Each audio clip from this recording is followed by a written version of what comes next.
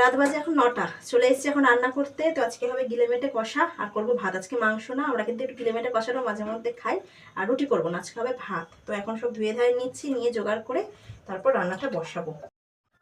তো এখানে সমস্ত কিছু গুছিয়ে নিয়ে রান্না বসিয়ে নিলাম। রান্না থেকে কিন্তু আগে পরে জোগাড়টা করতে বেশি সময় লাগে। তো এখানে তেলের মধ্যে তেজপাতা, গোটা গরম মশলা ফোড়ন দিয়ে পেঁয়াজটাকে একটু নাড়াচাড়া করে নিয়ে গিলেমেটে আর আলুগুলোকে দিয়ে নুন দিয়ে একটু এখন ভাজা ভাজা করব। মাংস হোক কি গিলেমেটে আমি সবসময় কিন্তু পেঁয়াজের সাথে একটু ভেজে নিই, তাহলে কিন্তু স্বাদটা কিন্তু ভীষণ ভালো আসে। এখানে আদা রসুন টমেটো পেস্ট করে নিয়েছিলাম, হলুদ গুঁড়ো লঙ্কার গুঁড়ো সামান্য চিনি দিয়ে সব কিছু দিয়ে একটু কষিয়ে নেব। গিলেমেটে কষা খেতে কিন্তু আমার ঘরে আমরা তিনজনে ভীষণ ভালোবাসি। আর সবসময় একঘেয়ে মাংস থেকে কিন্তু এখানে কিচ্ছু নেই, শুধু গিলে আর মেটে। তো এই আছে। তো এগুলো এখন ভালো করে কষিয়ে নেব। তেল ছাড়তেও শুরু করেছে।